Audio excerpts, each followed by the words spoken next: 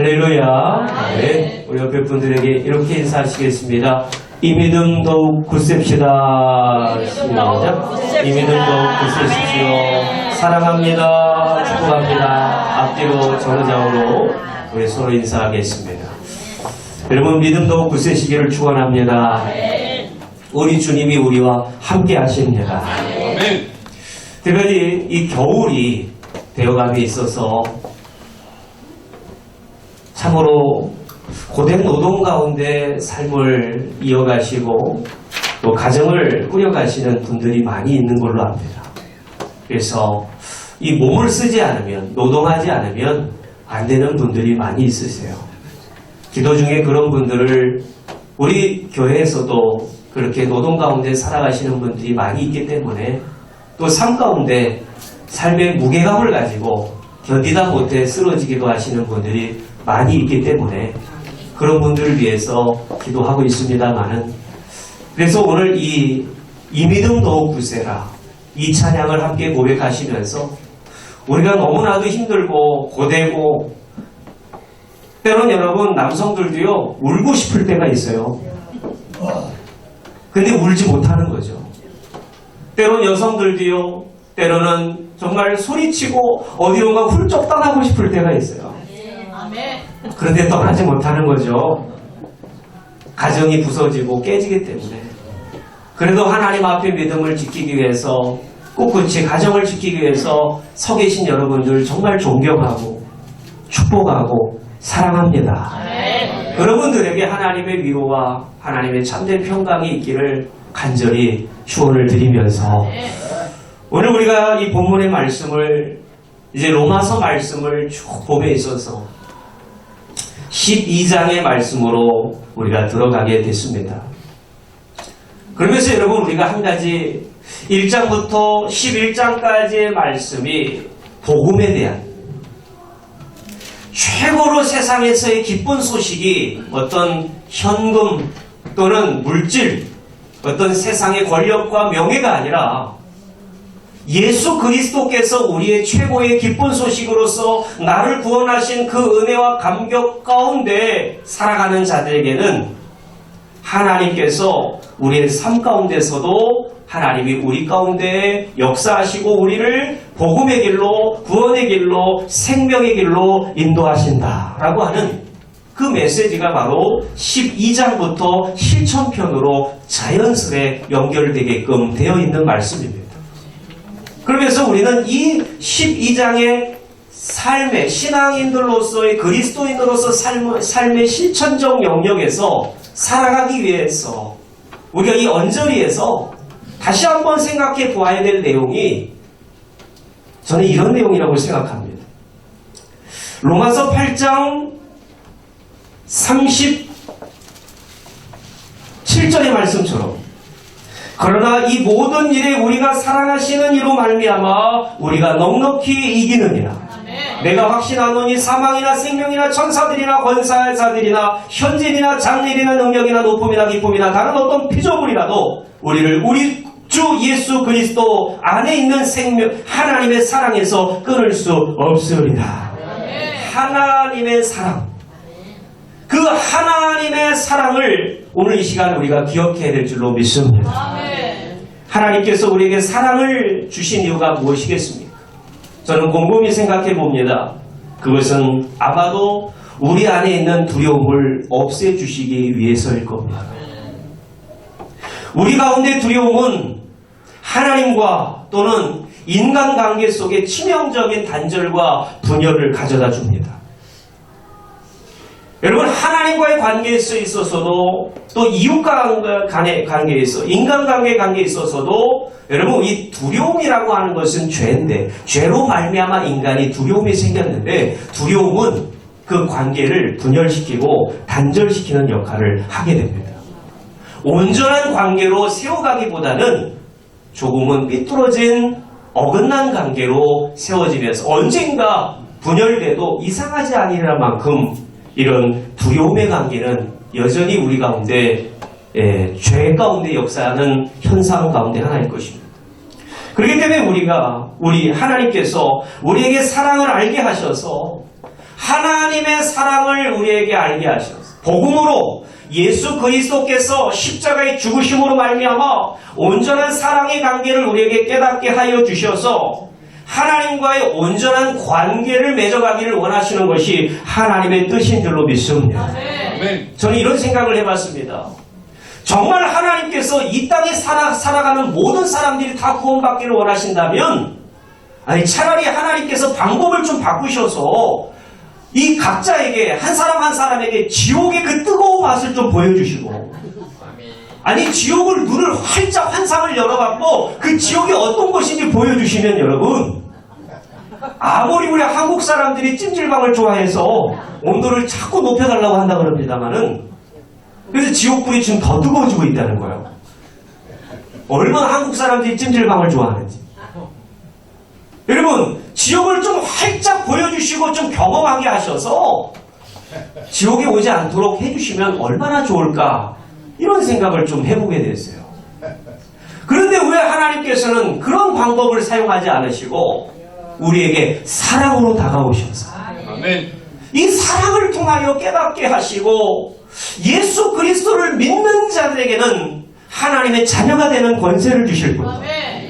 요한복음 3장 16절 말씀의 핵심 복음의 말씀 구절에서도 하나님이 세상을 이처럼 사랑하사 독생자를 주셨으니 이는 저를 믿는 자마다 멸망치 않고 영생을 얻게 하려 하심이니라. 오직 예수 그리스도를 우리에게 대안으로 보내주셨어. 또 한 번 생각해 봤습니다. 아니 예수님이 이 세상에 인간적으로 어떤 로마의 황제로 이 땅에 오셔서 전 세계를 제패를 하시거나 아니면 이 전 세계를 통합할 만한 뭔가 위대한 업적과 많은 수화와 부활을 거느리고 세상에 눈에 보이는 정치적 권력을 거느리고 오셨다면 더 복음을 전하고 구원하는 데 수월했을 거예요. 그런데 예수님께서는 가장 낮은 곳 인간의 몸을 입고 오셔서 정말 태어날 장소 산부인과가 웬 말입니까? 여관방도 없어서요. 말들이 여물을 먹이를 먹는 그 말구유에서 태어나셨어요. 가장 비천한 자, 가장 가난한 자들과 함께 하셨던 예수님을 생각해 보면서 왜 우리 하나님께서는 구원의 방법을 이렇게 가장 없어 보이고 가장 겸손해 보이고 어떻게 보면 사람들의 마음을 매력적이게 끌리게끔 하지 못하는 방법으로 우리에게 구원의 대안을 제시하셨는가를 생각해 봅니다. 사랑하는 성도 여러분, 그렇기 때문에 여러분 우리의 구원은요 너무나도 쉽지 않고 우리의 구원은 두렵고 떨림으로 이루어 가야 되는 줄로 믿습니다. 우리는요 주님이 이 땅에 오셔서 십자가에 지신 그 방법대로 우리도 우리에게 맡겨진 십자가를 짊어지고 주님을 따라갈 수밖에 없는 거예요. 구원의 길은 다른 길이 없어요. 나를 죽이고 내 옛사람 옛자를 내려놓고 정말 내가 예수님을 만났다면 여러분 정말 예수님을 믿으시고 예수님을 만나신 경험이 있으십니까? 여러분 우리가 다 교회에서 세례를 베풀고 교회에서 여러분들을 신앙에 도움을 주기 위해서 말씀을 가르치고 공부하고 하면서 여러분들이 예수님을 영접하고 믿게 되어졌을 거예요. 그런데 여러분 곰곰이 우리가 생각해 봐야 됩니다. 정말 내가 예수님을 만난 인격적인 예수님을 정말 살아계신 주님을 내가 만났고 경험했는가? 여러분 오늘 로마서 1장부터 11장까지의 말씀은 복음의 핵심 정수, 교리의 진리를 담고 있다고 말씀했습니다. 그렇다면 이것은 하나님의 사랑이 담겨 있어요.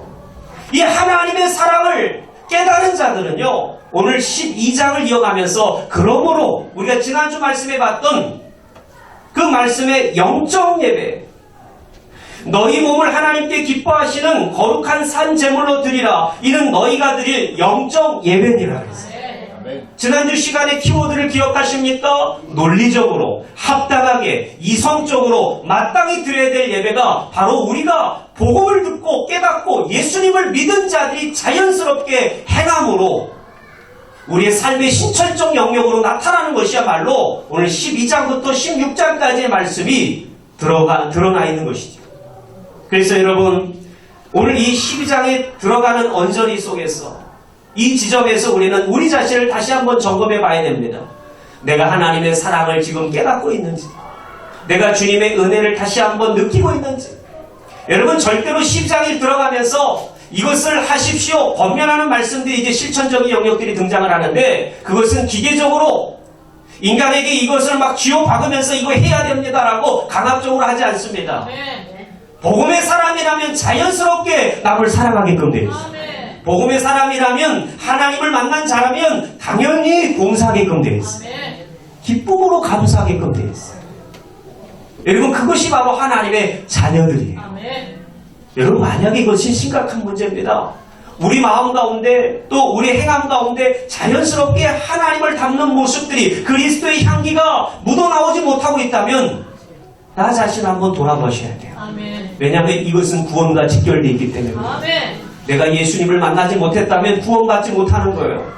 교회만 다닌다고 해서 구원받는 것이 아닙니다. 주여 주여 하는 자들마다 다 천국에 들어가는 것이 아닙니다.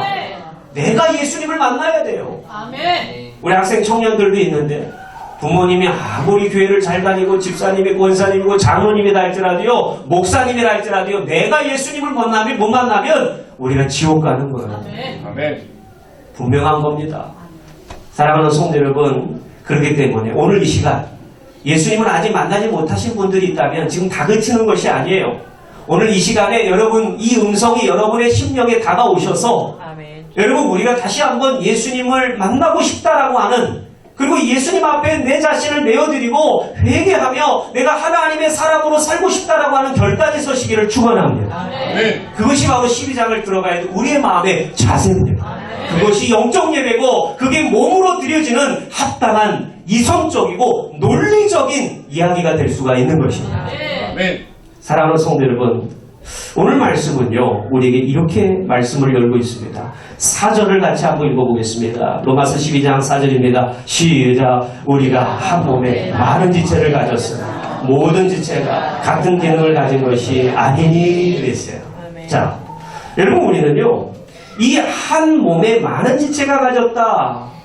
이 사도 바울께서는 이 몸이라고 하는 인간의 몸을 통해서 비유적으로 공동체를, 교회를 표현해 놓고 있어요.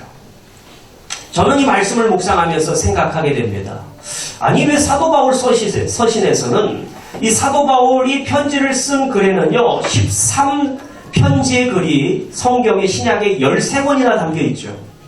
그런데요, 오늘 로마서뿐만 아니라 고린도전서에서도 12장, 그리고 에베소서에서도, 또 갈라디아서에서도, 또 이 13서신서 곳곳에서 이 몸이라고 하는 인간의 몸을 비유로 교회를 표현하고 성전을 표현해 놓는 모습들을, 예수님의 몸을 표현해 놓는 모습들을 많이 볼 수가 있습니다. 여러분, 사도 바울은 직업이 뭐였죠? 의사였죠? 아니죠. 여러분, 어떻게 근데 사도 바울이 몸에 대해서 어떻게 잘 알았을까요? 이런 생각을 하게 됐습니다. 여러분, 의사는 누가죠? 여러분, 사도 바울은 맞습니다. 천막 짓는 일을 하면서 사실 오늘날로 얘기할 것 같으면 투잡을 하며 살았던 자입니다. 목회자인데 천막도 지으면서 브리스가 아굴라처럼 함께 공동으로 힘써 교회를 세워갔던 자입니다. 그리고 사도 바울은요, 어떻게 하면 그러면 왜 몸에 대한 관심을 가지고 몸을 통해서 교회를, 공동체를 표현해 놓기를 원했을까요? 아마도 사도 바울은 성경 곳곳에서 보면 그 몸 자체가 종합병원과 같았대요. 그의 눈은 시력이 거의 눈이 보이지 않을 정도로 알력이 없었고, 또한 그의 몸에는 폐질환뿐만 아니라 간질질환도 있을 정도로 힘이 육체적으로 고된 인생을 살았던 자입니다.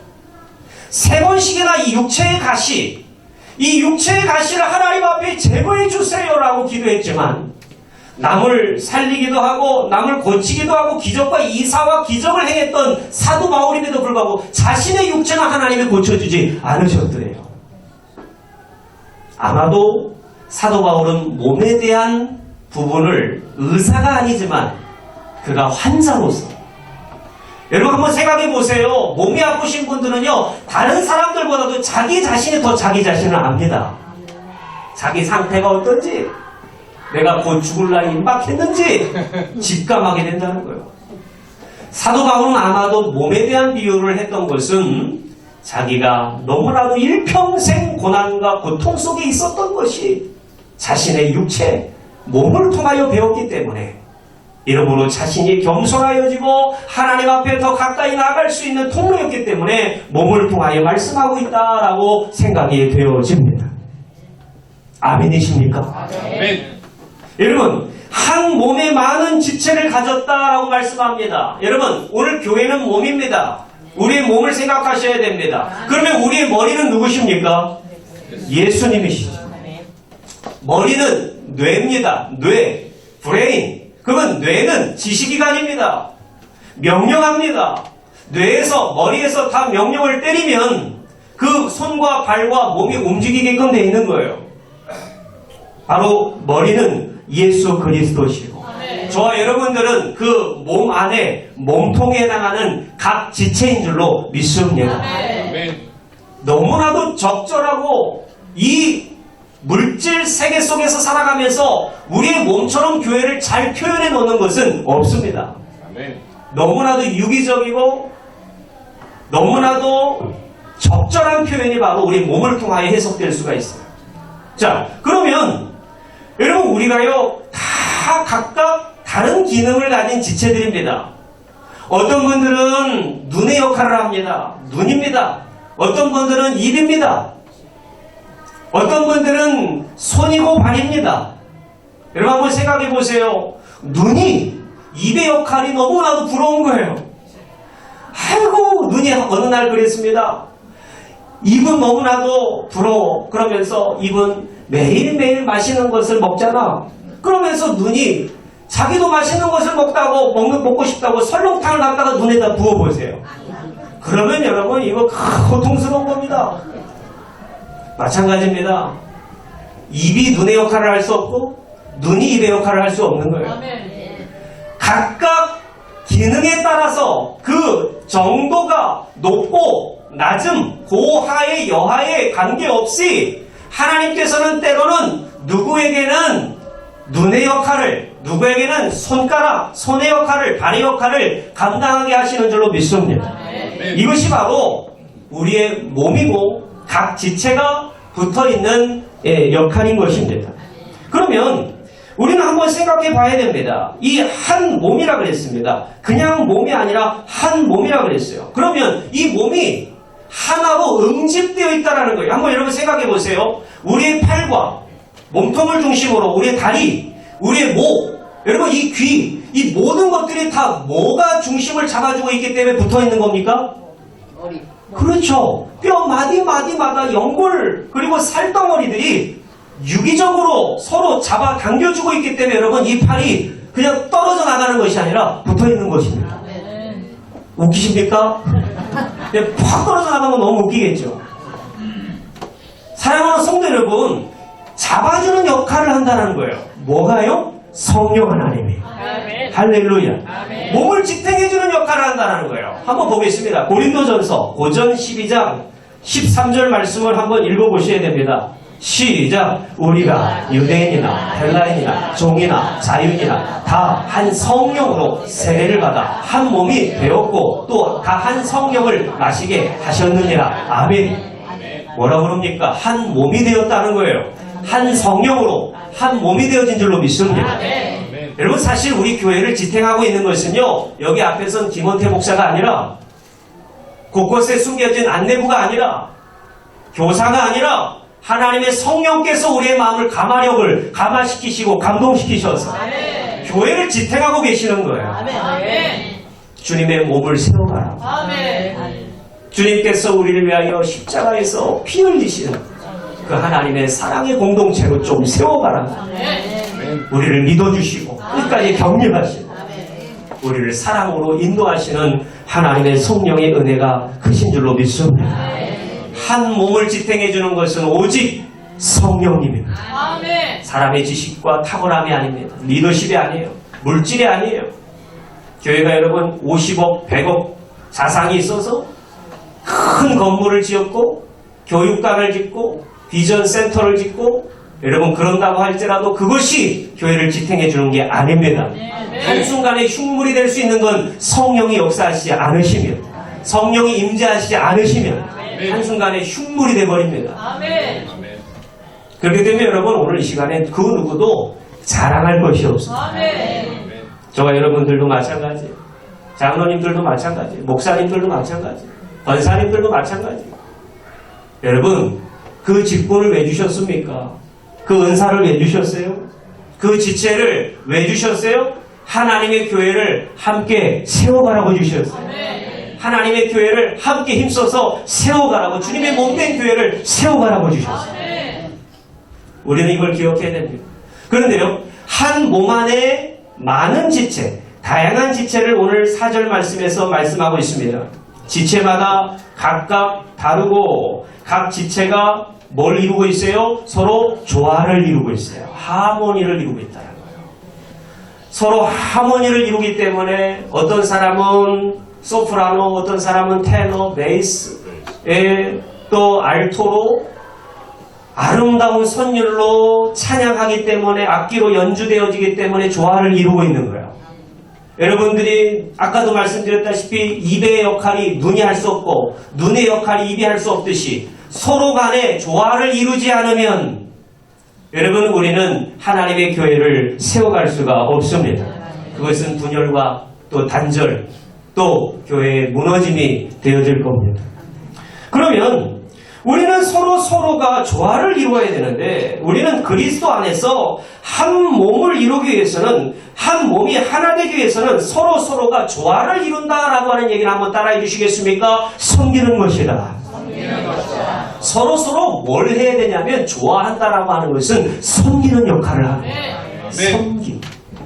한번 보겠습니다. 여러분 이 섬김은요 우리 예수 그리스도께서 먼저 본을 보여주신 거예요. 빌립보서 2장 5절 말씀에 보시면 이런 말씀이 있습니다.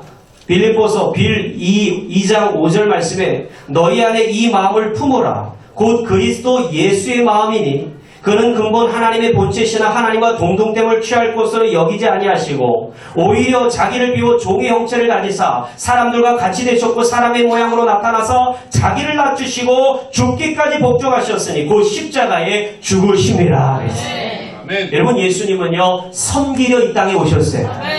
군림하러 이 땅에 오신 거가 아닙니다. 교회에서 군림하려고 하는 자들은요 문제가 있는 겁니다. 그건 기독교가 아닙니다. 교회에서 군림하고 교회에서 뭔가 자신의 사람들을 구성해서 자신의 내각을 구성해서 교회를 어지럽히는 행위들은 예수님을 다시 십자가의 못을 박는 겁니다. 예수님의 몸을 찢는 행위입니다. 그분들은 빨리 회개하셔야 돼요.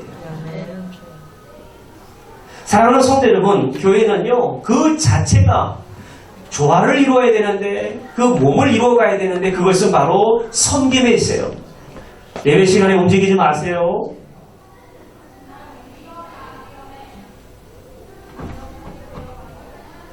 사랑하는 성도 여러분, 우리가 하나님 앞에 섬기려 하는 마음으로 주님의 교회를 다니지 않으면 절대로 주님이 기뻐하시는 교회가 될 수가 없습니다.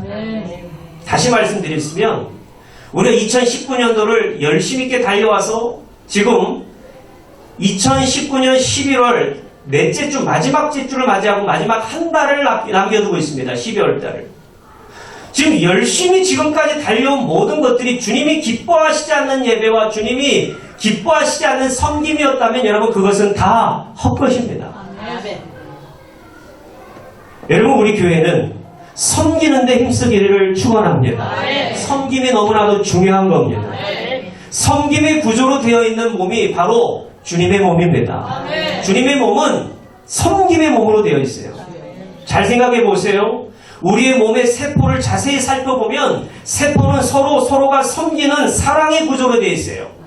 세포가 눈에 보이지 않는 세포가 서로 섬기고 사랑의 구조로 되어 있어요. 이 섬김의 구조가 깨어지면 우리의 몸의 균형이 허물어지고 세포가 탐욕의 구조로 바뀌어서 이웃 세포를 배려하지 않는 암세포를 생기게 합니다. 아멘. 여러분, 우리의 몸의 세포조차도 섬기게끔 돼 있어요. 근데 그 균형이 깨지면 암세포가 발생하기 시작합니다. 그것을 탐욕의 구조로 바뀌어지기 때문에. 섬김의 구조가 탐욕으로 바뀌어지는 순간에 여러분, 우리는 악성 종양이 생깁니다.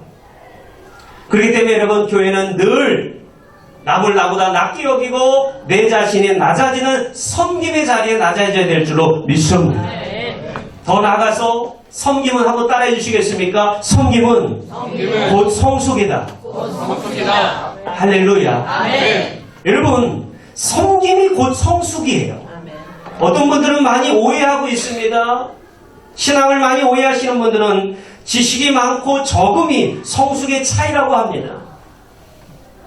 어떤 분들은 자신이 말씀을 읽고 다독한 것에 대해서 내가 한 말씀을 50독, 나 100독 했어라고 자신있게 이야기를 합니다. 여러분, 그것은 섬김이 아니고 그것은 성숙이 아닙니다. 저는 어떤 목사님들의 명함을 보게 됩니다. 그 명함에는 내가 40일 금식을 3번 했다라는 거예요. 물만 마시고 음식을 먹지 않고 40일 금식을 3번 했으니 내가 얼마나 신령하겠냐라는 거예요. 그러면서 자기를 나타내기에 이릅니다. 여러분, 그것은 절대로 성숙이 아닙니다. 섬김이 아닙니다. 정말 부끄러운 일입니다. 자신의 지식을 나타내고 지식의 많고 적음을 얘기하고 자기가 성숙함과 미성숙함을 자기 기준에서 나누는 이러한 것은 정말 하나님 앞에 부끄러운 거예요. 더 부끄러운 건지 뭔지 아십니까? 더 부끄러운 건 자기에게 맡겨진 직위, 교회에서 어느 위치에 있는 직위를 받아서 그것을 하나님 앞에 마구잡이로 자기 마음대로 사용하는 것, 너무나도 부끄러운 겁니다. 아멘. 사랑하는 성도 여러분, 제가 오늘은 좀 실질적인 이야기를 좀 많이 하고자 하는 거예요. 왜냐하면 12장부터 16장까지의 말씀은 실질적인 내용들입니다. 거기에 따라가야 됩니다. 성도. 아멘. 여러분, 섬김은요 곧 성숙에 있어요. 늘 자신을 낮추고 오른손이 하는 거요 왼손이 모르게 하는 겁니다. 오른뺨을 때리는 자에게요 왼뺨도 돌려대는 겁니다. 아멘. 여러분, 때로는 말이 되지 않을 때가 있어요. 우리가 때로는 억울한 일을 당할 때가 있어요. 여러분, 이 세상에서요 밀란이 일어나게 된, 역사적으로 여러분 조선시대나 고려시대나 여러분 한국사를 공부하고 계신 분들 아시겠지만 밀란이 일어나게 된 것은 불공평, 평등하지 못한 그러한 억울함에서 일어난 거예요. 백성들이 들고 일어나는 겁니다. 여러분, 우리 사회에 있는 이 분노와 울분은 다 불공평 또는 이 억울함에서 일어나는 거예요. 억울함. 여러분, 근데 이 억울함이 때로 우리 믿는 사람들에게도 나타날 수도 있어요. 섬기다가, 교회를 잘 섬기다가 억울한 일을 당할 때가 있어요. 그때 여러분, 교회를 박차고 나가시면 절대 안 됩니다. 아멘. 억울한 일이 생겨도 우리는 그리스도의 몸을 잘 섬기려고 하나님 앞에 힘을 구해야 됩니다. 서로 잘 섬김을 할 수 있도록 여러분, 우리가 서로 축복하며 성숙해져 가야 될 줄로 믿습니다. 6절 말씀을 보게 되면 한번 읽어보겠습니다.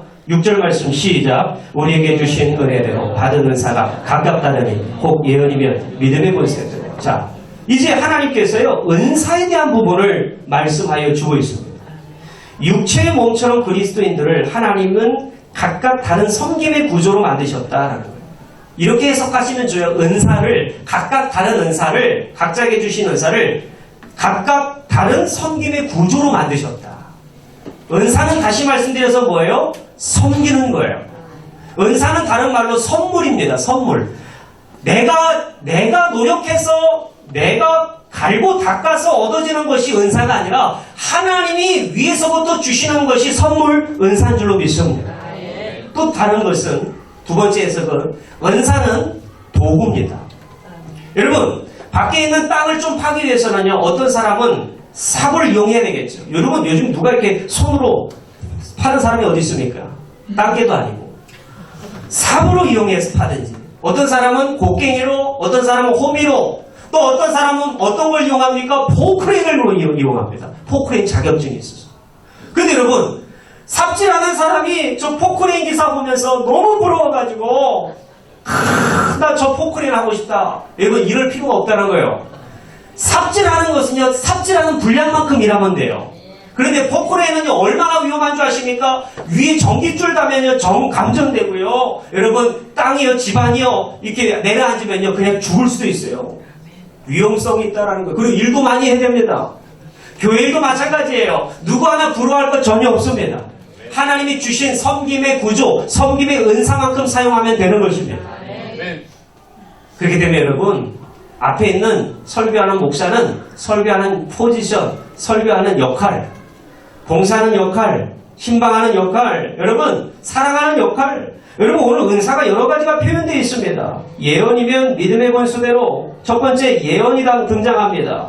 두 번째 섬기는 은사가 등장해요. 가르치는 것 세 번째, 네 번째 위로자, 권면자, 다섯 번째 구제하는 은사, 여섯 번째 다스리는 은사, 일곱 번째 긍휼한 은사를 오늘 로마서에서는 대표적으로 등장을 시키고 있습니다. 다 해석될 수는 없지만 예언에 대해서만 말씀드리고 그 뒤에 은사는 여러분들이 말씀을 잘 읽어보시기 바랍니다. 여러분, 예언이라고 하는 것은 계시가 완성된 오늘날에는 예언의 은사는 바로 계시된 예언인 말씀을 올바로 선포하는 일입니다. 아멘. 할렐루야. 아멘. 계시는 완성되었어요. 아멘. 하나님의 66권의 말씀이 계시의 말씀, 예언된 말씀인 줄로 믿습니다. 아멘. 그렇기 때문에 이 말씀을 바르게 해석하고 바르게 말씀을 선포하는 것이 예언의 은사입니다. 아멘. 마지막 때에는 바른 말씀보다 귀신의 가르침을 따르는 자들이 많이 생긴다고 성경은 디모데전서 4장 1절에 경고하고 있습니다. 아멘. 그렇기 때문에 믿음의 정도에 맞게끔 선포된 하나님의 말씀, 사람들에게 덕과 권면과 위로와 세움이 바로 믿음의 정도에 맞게끔 선포된 예언, 하나님의 올바른 말씀을 통하여 세워지는 줄로 믿습니다. 아멘. 섬김의 은사도 마찬가지예요. 이 섬기는 자가 여러분, 여기 오늘 집사님들 많이 계시는데 잘 들어보세요. 집사님들은 뭐 하시는 분들인 줄 아십니까? 디아코니아인데 섬기는 자. 딱 뜻이 하나입니다. 섬기는 자. 아멘. 여러분 집사님들은요, 다른 일 할 게 아니라요, 섬기는 자가 돼야 돼요. 아멘. 열심히 뭐 일할 것 없는지를 보시고 열심히 교회를 섬겨야지만이 여러분 성숙이 이루어지고 교회의 몸이 아름답게 붙어있고 세워지는 줄로 믿습니다. 아멘. 교회를 사랑한다고 하면서 움직여지지 않는다면 그것은 진정한 사랑이 아닙니다. 여러분, 교회는 무엇을 얻으러 가는 장소가 아니라 은혜와 선물을 받는 자들이 자신이 받은 것을 섬기고 나누어 주려고 가는 것임을 우리는 인정해야 합니다. 예수님도 섬기러 오셨던 것을 기억하시기를 바랍니다. 오늘 말씀을 맺으면서 사랑하는 성도 여러분, 서로 다른 각각의 은사, 섬김의 구조를 잘 활용하셔서 주님의 교회를 세우시는데 힘쓰시기를 축원을 드리겠습니다. 그 뒤에 은사의 말씀을 말씀하면서 그 뒤에 말씀하는 것을 꼭 지키시기 바랍니다. 9절 말씀부터 사랑에는 거짓이 없나니 악을 미워하고 선에 속하라 말씀합니다. 부지런하여 게으르지 말고 열심을 품고 주를 섬기라 라고 말씀하며 소망 중에 즐거우며 환난 중에 참으며 기도에 항상 힘쓰며 성도들의 쓸 것을 공급하며 손 대접하기를 힘쓰라 라고 실천적인 부분에 대해서 우리에게 말씀하여 주고 있습니다. 아멘. 억지로 하는 것 너무 힘든 일입니다. 이거 누가 시켜서 하면 정말 힘든 일입니다. 사람이 시키면 안 합니다. 그런데 여러분, 이 말씀은 하나님께서도 억지로 강압적으로 하라고 주신 일이 아니라 우리가 예수님을 만나고 마음이 기쁨과 구원의 감격으로 뜨거워지면 되는 일입니다. 아멘. 교회는요, 자연스럽게 되는 일입니다. 아멘. 억지로 하는 일이 없습니다. 그렇기 때문에 우리 모든 지도자들과 리더들은 이런 자세를 가져야 됩니다. 내가 더 그 영혼을 위해서 기도해서 그 영혼이 주님을 만나고 세워질 수 있도록 기도하십시오. 아멘. 정죄하지 마시고 판단하지 마십시오. 하나님이 그 영혼을 감화감동하셔서 언젠가는 그 영혼을 쓰실 줄로 믿습니다. 그런 믿음으로 우리는 기도해 주는 일뿐입니다. 말씀을 맺겠습니다. 거룩하신 하나님, 감사합니다. 오늘 주신 말씀을 듣고 깨달아 실천적 영역, 한 몸이 되어 서로가 지체되어 섬김의 구조 가운데 서로 성숙되어 하는 일에 힘쓰게 하여 주옵소서. 감사하며 예수 그리스도 이름 받들어 기도 올리옵나이다. 아멘.